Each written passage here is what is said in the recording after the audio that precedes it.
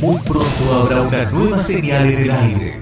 Radio Empresaria 92.5 MHz. No solo nacerá una emisora, será el inicio de la Red Nacional Ministro Helvar de Emisoras Pymes.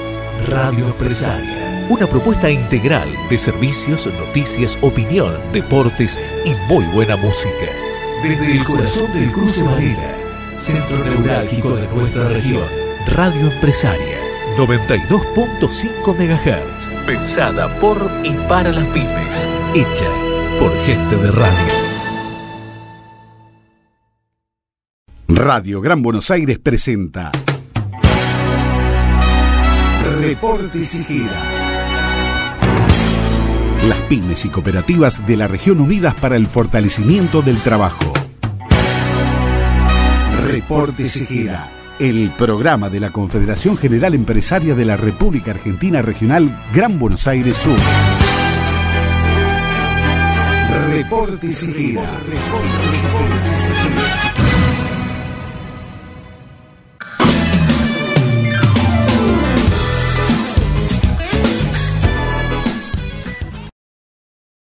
Gente invitada, empecemos directamente a presentarlos a ellos, me parece correcto. Entonces, ¿no? Primero a Cecilia Fiel, lo miré a Adrián y la presenté a Cecilia, le hice bien. A Cecilia Fiel, productora, ¿sí? ¿Es así? Sí, sí. Y a Adrián Jiménez, profesor. Por ahora. Muy bien. ¿Cómo va? Buenas tardes, muy bien. ¿Todo bien? Bien, muy bien. ¿Y te gustó conocer la delegación de la Confederación General Empresaria de la Radio? Sí, es un lugar hermosísimo para generar un montón de cosas, muy bien ubicado además. Sí, está fácil, es cómodo, está en el medio de los 3 distritos. Perfecto. Hay estacionamiento, se puede hacer lío. Bueno, antes que nada, ¿quién es Cecilia? ¿Cómo te presentarías vos? ¿Cómo te describirías? ¿Cuál es tu pintura, tu radiografía? A ver. Bueno, yo soy documentalista. Mostré mi primer documental el año pasado en el Festival de Cine con Riesgo, donde obtuvo una mención del jurado. Y ahora estoy produciendo un documental de Ernesto Vaca, que es oriundo de Florencio Varela, vive acá nomás. Bueno, que él ya tiene una larga trayectoria y en este momento está trabajando en un documental que empezamos a filmar ayer en Florencio Varela, justamente. Y, a ver, documentarista, yo me imagino, juntas documentos, ¿cómo es el proceso para generar un documental? Bueno, primero, al documentalista lo que le interesa mucho es la captura de la realidad, ¿no? Es salir con la cámara ante eventos que le significan interesantes y registrar. Y uno a veces no sabe dónde va a terminar todo ese registro. Entonces, en un primer momento, ese registro se convierte en un archivo personal que después con los años va tomando forma, o capaz simplemente queda como archivo, pero bueno, digamos que lo que está en primer lugar es la captura de lo real, ¿no? De ese hecho, ese acontecimiento que sucede, y que uno va a capturarlo con la cámara y con un micrófono, en lo posible, con una cámara que tenga un buen micrófono. Ese es el primer punto. Ahora bien, hasta ahí está clarísimo. Ahora, la realidad es muy amplia. Uno como periodista, ¿sí? Para convertir en noticia un hecho, lo tiene que comunicar. Ahora, todos son hechos. Que yo te convide un mate es un hecho. De ahí a que yo decida publicarlo porque lo creo interesante, depende de mí. Vos, como documentalista, ¿a dónde apuntás? El tomar las imágenes de la realidad. ¿Cómo lo segmentás? ¿Dónde lo enfocás? Claro. Como vos muy bien decís, los hechos ejemplo, están ahí. Acá no viniste suceden. con cámara. Claro, no. Por eso. Como vos muy bien decís, están los hechos. Ahora, con esos hechos que uno registra, después construye un relato, que en términos periodísticos puede ser una nota, un segmento en un noticiero, ¿no? Sí. Es construir un relato de eso. Y lo cierto es que muchas veces hay una cuestión muy inmediata, más cuando nos interesan las cosas políticas o sociales, que es, construir un relato pequeño para darlo a difundir, ¿no? Y hoy la tecnología nos permite que uno tenga un canal de YouTube, por ejemplo. Claro. Y se arme una especie de noticiero. Yo, de hecho, en una época tenía un noticiero que se llamaba Sucesos Porteños, donde contaba todos los desastres que hacía Macri. o gran parte de esos desastres, ¿no? De hecho, ¿Y eso no lo hiciste documental? Son como pequeños capítulos que de hecho los llamo sucesos porteños y cada uno tiene un capítulo, ¿no? Digamos que eso es algo... Suena muy a Roberto Arlt y sus aguafuertes porteñas. Sí, claro. Si alguna vez alguien lo leyó, eran los Exacto. sucesos narrados, después fueron libros, pero era en el diario, lo que pasaba en Buenos Aires, ¿no? Exactamente, sí, exactamente. Digamos que esa sería como una aproximación inmediata a ese material que uno registra. Ajá. Y después están, digamos, esas formas de aproximarse a lo real más complejas, con un diseño de producción, digamos, complejo también, con un guión, con una investigación más profunda, que te lleva a un formato de largometraje, ¿no? Donde ahí, bueno, sabes que los costos son otros y que lo que uno quiere comunicar también, por lo general, tiene algo que no solamente está relacionado con lo inmediato, con ese hecho que pasó hoy, ¿no? O que pasó en estas últimas semanas, sino que muchas veces tiene causas históricas o incluso, digamos, pueden ser cuestiones contemporáneas, pero que te llevan hacia un pasado o incluso hacia un futuro, a pensar el futuro de otra forma, ¿no? Entonces son proyectos que uno va generando con tiempo, primero porque necesitas conseguir más dinero o porque el hecho puntual te requiere otros tiempos, ¿no? Otra investigación. Yo tengo dos preguntas. ¿Vas a hablar? No, está bien. No, yo quería ampliar un poquito porque como para que la gente también conozca un poquito más a Cecilia y lo que decía ella de el año pasado tener la oportunidad de conocerla también por haber participado en el Festival Cine con Riesgo y haber obtenido una mención. Hasta hace muy poco también ella obtuvo una mención por un documental que se llama Margarita no es una flor. Este documental que tiene, ahora lo va a contar un poquito ella seguramente, es muy particular, pues es muy político también y tuvo que ver con un suceso muy importante nacional, ¿sí? En un momento histórico muy particular de nuestro país, en la época de la dictadura. Y hasta hace muy poco se estaba presentando también un espacio Inca que es en el Gumón, Claro. en el Cine Gumón, ¿no? Sí, estuvo 3 semanas, por suerte, en una de las salas del Cine Gomón, lo cual para un documental está bien, porque el Gomón te asegura 2 semanas, y pudimos pasar una tercera, y bueno, y ahora empieza a circular en agosto en Chaco, va a estar, en Resistencia. Y, a ver, ¿cómo empiezo? Yo quiero entender... Me imagino hoy en una charla previa tuvimos como esta explicación que vos hiciste sobre las escuelas de cine o algunas cosas que vos ves que hay en la región que se puede usar como herramienta para este documental, los chicos, la vinculación. ¿Cómo empieza una persona a despertarse como documentalista? ¿Cómo nace esto? Que un día te levantaste a los 10 años y saliste con una cámara a filmar todo porque te gustó. Claro. ¿Cómo es que vos llegás a este lugar y cómo fue el camino para llegar a donde estás? En lo personal, justo hablabas de Margarita no es una flor, a mí me encantó, me pareció muy bien realizada y de lo que yo vi en el Festival de Cine con Riesgo creo que es lo que más me gustó.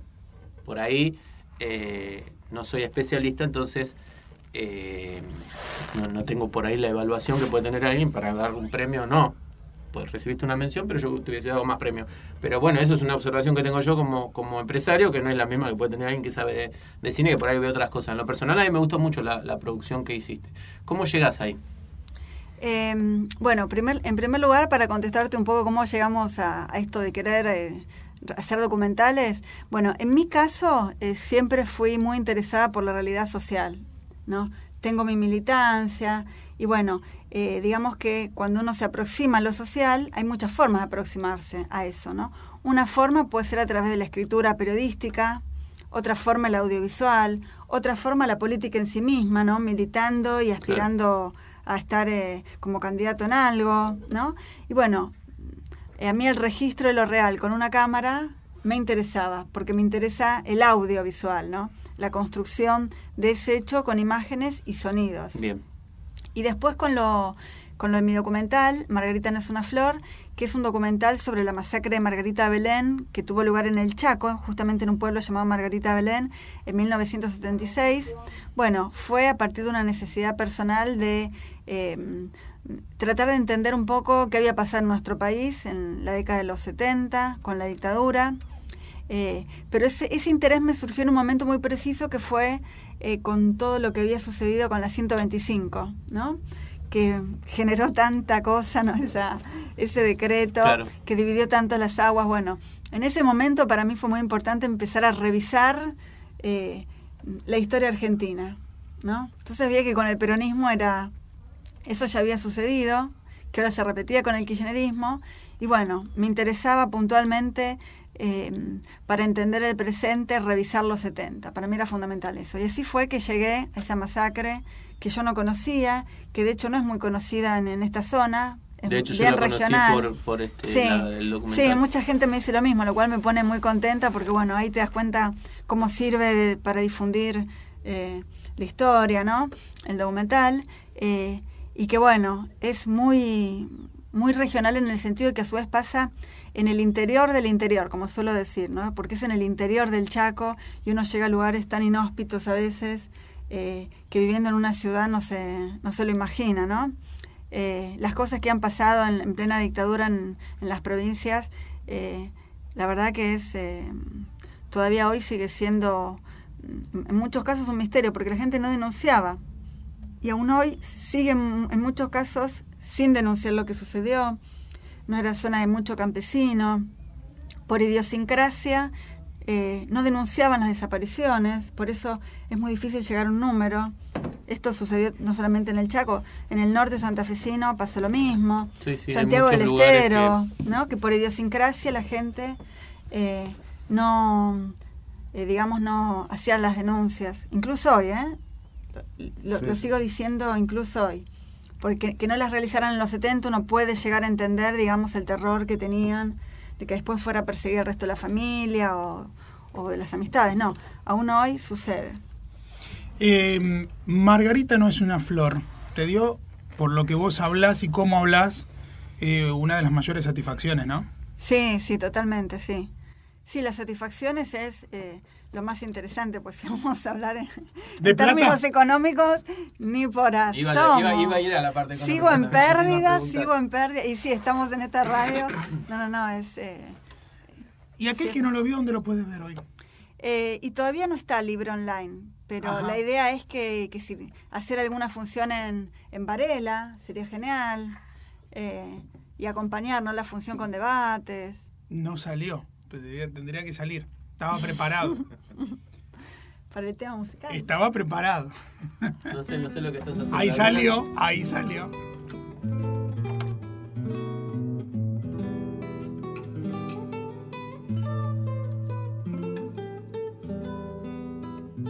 El ilícito de Margarita Belén se produce en diciembre de 1976. Nosotros tomamos como verídica la información que se había producido de que un grupo de presos que eran trasladados a Formosa, presos políticos, trataron de ser rescatados por compañeros de militancia.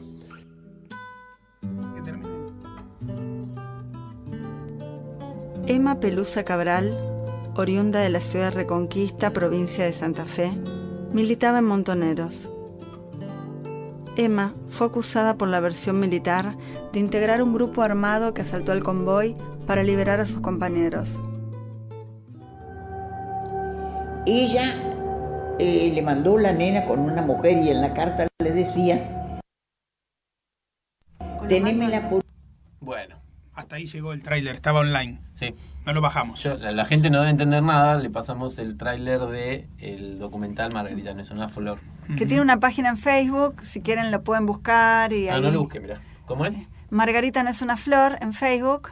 Y están, bueno, todas las notas y las novedades que van saliendo están subidas a esa web. Y ahora, después de esto, ¿en qué estás pensando? Bueno, y ahora estoy como productora en este documental de Ernesto Vaca, que es sobre la muerte del formato fílmico, Ustedes saben que ya hace unos años lo digital abarató mucho los costos, democratizó mucho la realización de documentales, de ficciones. Ya no se ven motos transportando las cintas, por ejemplo. Exactamente. Corriendo de Para un cine a otro o para revelar. Exacto, sí. O sí.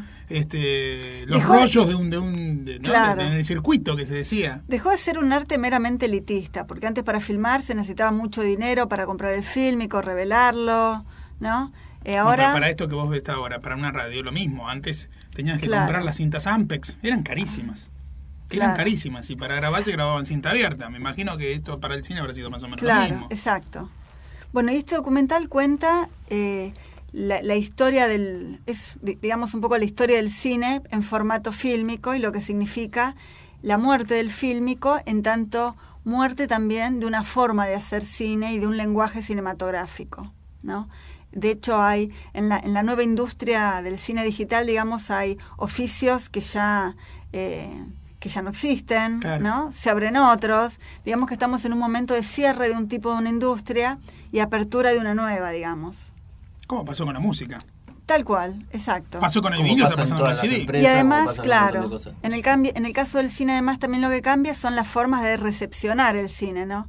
Ya el dispositivo cinematográfico más clásico, que es la sala, con una pantalla, la sala a oscuras, ese tipo de disposición del espectador que tiene la pantalla tradicional, bueno, ahora es reemplazado por otros dispositivos, ya no necesariamente los cinematográficos. De pronto una película que te lleva 1.000 espectadores a una sala tiene 10.000 bajadas online, Claro, ¿no? claro.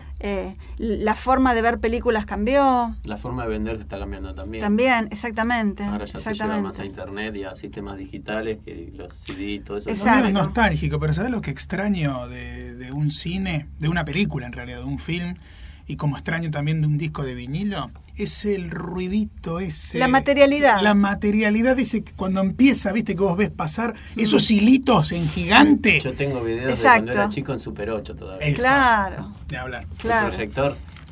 Qué bien, qué bien. Claro, Qué lindo. el ruido del proyector. El ruido del proyector. El ruido del proyector. Sí, sí. ¿Qué le recomendaría Cecilia Fiel a un chico o a un adolescente que se quiere iniciar en este proceso para empezar a hacer todas estas cosas, documentales y todo Bueno, esto? sí. Y dice, bueno, a mí me gustaría. Si esa persona es adolescente, yo creo que está bueno que empiecen a participar de algún tipo de cursos en centros culturales, que ya te familiariza con la tecnología, te enseñan la narrativa, ¿no? Digamos, cómo plantear la construcción del personaje, el conflicto dramático, la resolución de la historia, que al fin de cuentas es lo mismo, tanto sea para... Me parece que lo primero que estaría bueno es que se acerque a algún taller, que quizás él ya tenga la tecnología, qué sé yo. Ahora hay gente que filma hasta con celulares historias. Sí, eso se ve y hay cada vez festivales de cine que son para películas realizadas con celular también, Bueno. ¿no? Y a veces lo que hay que hacer es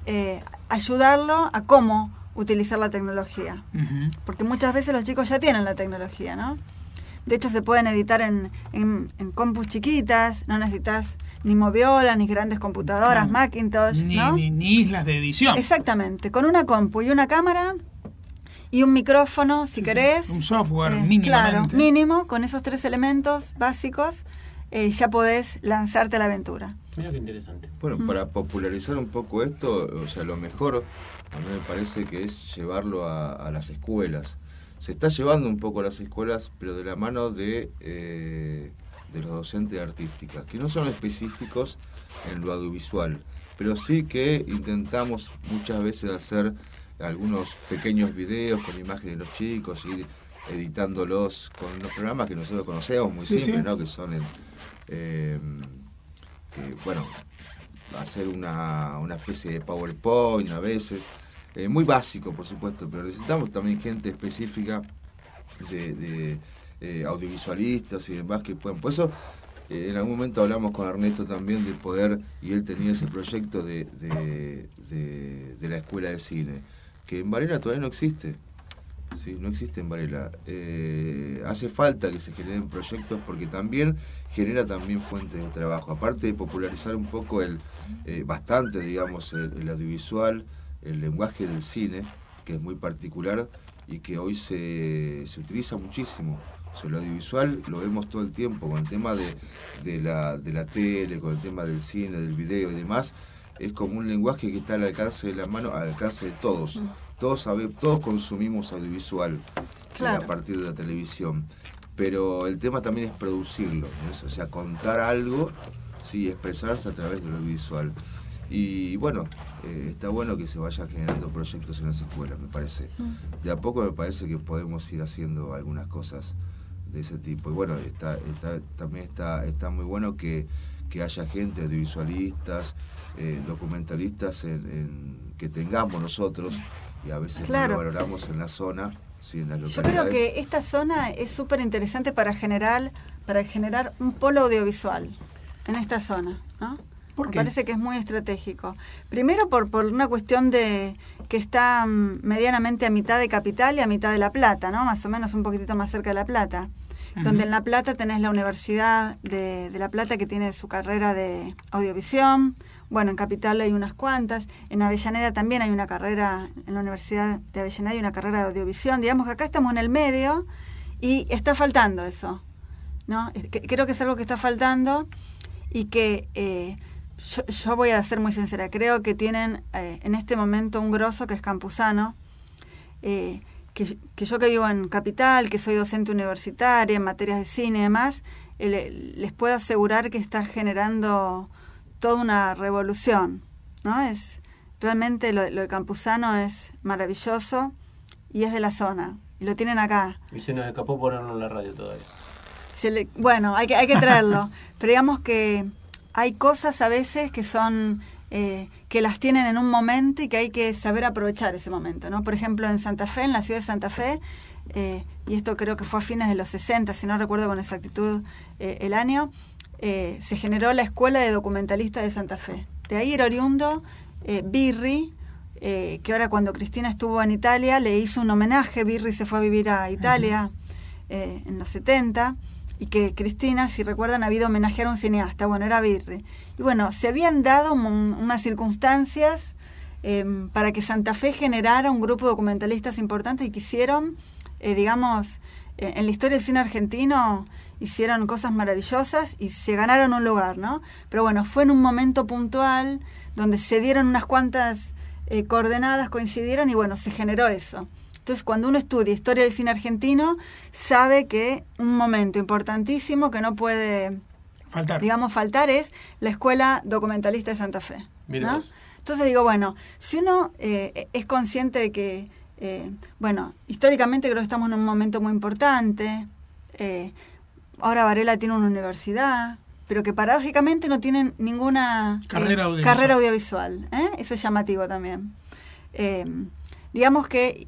Y hay demanda, porque el audiovisual... es que hoy con el advenimiento de Internet sí, es fundamental. Y los chicos es algo que requieren mucho, que se entusiasman, que se los puede, digamos, fácilmente conquistar a los jóvenes, ¿no?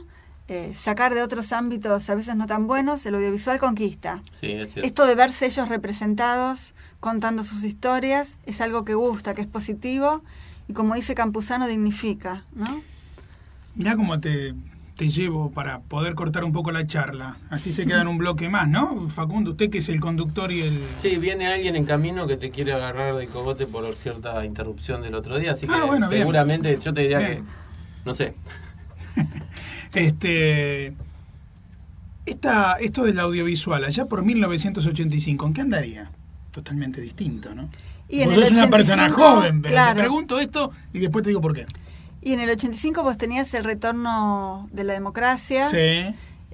Y bueno, digamos que todavía se filmaba en Fílmico, por supuesto, era muy caro, ¿no? No recuerdo con exactitud si el Instituto de Cine estaba todavía medio quebrado o se empezaba a quebrar, porque hubo una época en los 80 muy crítica en el Instituto de Cine. Pero los documentalistas eran ya, digamos, todos con un proceso mucho más caro que el de hoy. Claro, totalmente, sí, totalmente. Pero lo increíble es que, por ejemplo, el documental más visto es... ¿cómo se llama este documental? Bueno, no me sale el nombre ahora. Ya saldrá. Ya saldrá. Pero bueno, es un documental que trabajó con un archivo de los 70, que después los documentalistas posteriores que vinieron tomaron no el archivo en bruto, sino que tomaron como archivo la película, ese documental. Muy bien. Y ese es un proceso que es interesante tenerlo en cuenta, ¿no? Cuando después la película termina siendo archivo para otros documentales, y no el archivo en sí en bruto, sino ya el archivo convertido en un documental. Y por esa época, no son futurólogos, pero digo, Soda Stereo hablaba de sobredosis de TV. ¿Te acordás? Sí. Continuamos en la tarde, Reporte de Sijera, con la charla con Cecilia Fiel, con Adrián. Lo dejo ahí. Ping, ping, ping. Adrián Jiménez. Sí, Adrián. Y hablábamos justo del tema cultural y de la cuestión audiovisual, y te leo un artículo que está en internet, si lo buscamos, donde aclara que el gobierno provincial le donó, o le cedió, 80 hectáreas al municipio de Berazategui para hacer en el kilómetro 30 un espacio para un parque de industrias culturales y audiovisuales. Así que bueno, nada, perfecto, hablamos en ese sentido. Genial. Te lo cuento al aire para que lo sepas. Esto ya salió publicado en la página de la provincia de Buenos Aires del gobierno del gobierno de la provincia, en realidad no es municipal, y en Berazategui. Perfecto. Sí, sería bueno también en Varela, ¿no? Que se pueda gestionar algo similar. Sí, porque yo creo que igual en esta lugares. magnitud Van a ir como todos que para está ahí. todo ahí. No creo que vaya a ser un distrito y el otro, es una... Claro. O sea, es como decía al principio Cecilia, estamos en el medio y es como, Es estratégico. como que lo puso primero. Mm. Ya está, al piste. Sí, pero a ver, Le ganó la parada. en la cuestión artística, Varela hace 15 años que tiene una escuela de arte con títulos de que salen docentes de arte a nivel nacional, el título, pues tiene la misma validez que tiene la universidad. Y recién Berazategui el año pasado pudo tener su escuela de arte. La tenía Quilmes, la tenía Florencio Varela, y sin embargo, digamos, va un paso adelante, en este caso Berazategui, con este proyecto. Son etapas, sí. No voy a opinar de la parte política. Bueno, les agradecemos mucho que nos hayan visitado, que nos hayan acompañado. No sé si te quedó a vos alguna pregunta. No, yo le podría sí, hacer un preguntas un documental montón, a Cecilia pero- para saber más cosas, pero no nos da el tiempo. Es que ya Otra estamos vez. atrasados con las tandas. Bueno, Muy Así atrasados. que así que- realmente muchas gracias. Espero que puedas volver a venir. Sí, por Esta es la supuesto, y segunda. gracias a ustedes. Adrián, Gracias. Hago el Gracias. espacio cuando lo miro, Adrián. Gracias, me estás tirando. No, muchas gracias. Y aparte un placer tenerla, Cecilia. La verdad que buenísimo que hayas podido venir. Bueno, gracias a ustedes por invitarme. Bueno, muchas gracias. Ahora sí, vamos a la pausa. sí, señor. Este fue el Reporte Sijera. Las pymes y cooperativas de la región unidas para el fortalecimiento del trabajo. Reporte Sijera. Una producción integral de la Confederación General Empresaria de la República Argentina, Regional Gran Buenos Aires Sur y Radio Gran Buenos Aires. Los esperamos en 7 días para desarrollar la más completa y actualizada información de la actividad empresaria de la región. Muy pronto habrá una nueva señal en el aire. Radio Empresaria 92.5 MHz. No solo nacerá una emisora, será el inicio de la Red Nacional Ministro Helbar de Emisoras Pymes. Radio Empresaria, una propuesta integral de servicios, noticias, opinión, deportes y muy buena música. Desde el corazón del Cruce Varela, centro neurálgico de nuestra región, Radio Empresaria 92.5 MHz. Pensada por y para las pymes. Hecha por gente de radio.